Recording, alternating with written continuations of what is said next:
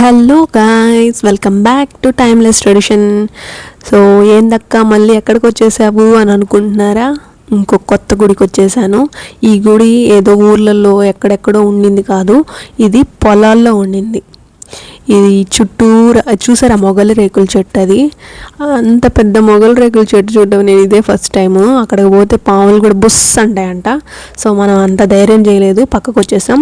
ఇంక ఇక్కడ చూస్తే ఇది మేక తోలు. ఇక్కడే అమ్మవారికి మేకను కోసి ఇక్కడే వండుకొని అమ్మవారికి నైవేద్యం చూపించి ఇస్తారంట.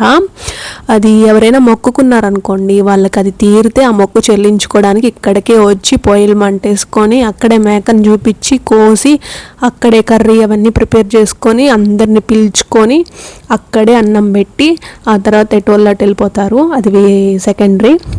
ఇంక ఈ పక్కనే సుబ్రహ్మణ్యేశ్వర స్వామి గుడి కూడా ఉంది. అదే చిన్న పుట్టలాగా పెట్టున్నారు. ఇంక ఇదంతా టెంపుల్ సరౌండింగ్స్ అనమాట. ఈ గుడి పొలాల్లో ఉందండి, భలే పీస్ఫుల్గా ఉంది.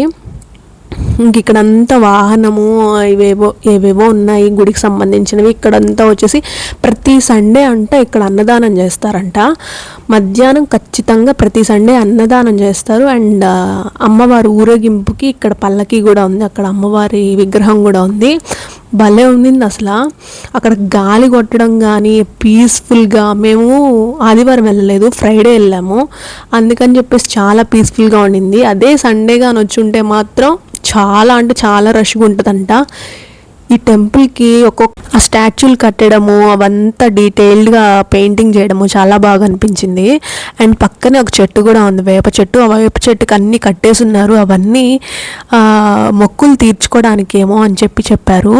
మొక్కులున్న వాళ్ళు అక్కడ ఏదో కట్టి క్లాత్లో అక్కడ చెట్టుకు కానీ కడితే అది ఖచ్చితంగా తీరుద్ది. ఆ తీరిన తర్వాత వాళ్ళు వచ్చి ఇలాగా మేకను కోసి అక్కడే వండి వాళ్ళ బంధువులందరినీ పిలుచుకొని అలా చేస్తారు. నేను ఎప్పుడో చిన్నప్పుడు మా అమ్మమ్మ వాళ్ళు కూడా చేస్తే నాకు ఇప్పుడు కొంచెం లైట్గా గుర్తుంది. ఆ పక్కనే గంగమ్మ గుడి కూడా కడుతున్నారంట, అది ఇంకా కన్స్ట్రక్షన్లోనే ఉంది. సో ఇదంతా టెంపుల్ సరౌండింగ్, ఎవ్వరు లేరు, చాలా అంటే చాలా పీస్ఫుల్గా ఉండింది.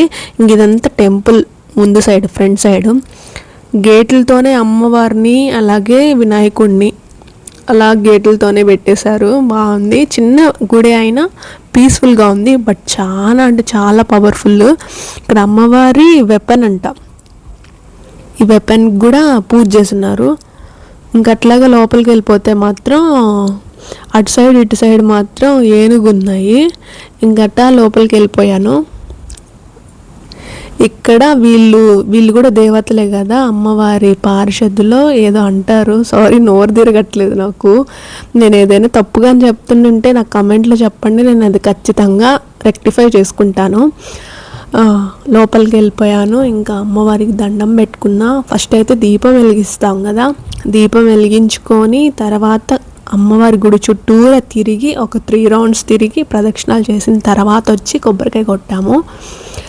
ఇంకా అమ్మవారిని చూస్తూ అలా కాసేపు దండం పెట్టుకున్నాం. పెనుగొండమ్మ తల్లంట. సో చాలా అంటే చాలా పవర్ఫుల్. ఏవేవో చాలా పేర్లు ఉంటాయండి అమ్మవారికి, కానీ ఒక్కరే లక్ష్మీమాత అయినా, దుర్గామాత అయినా, సరస్వతి మాత అయినా ముగ్గురు కలిపి ఒక్కరే, ఒకే శక్తి. 3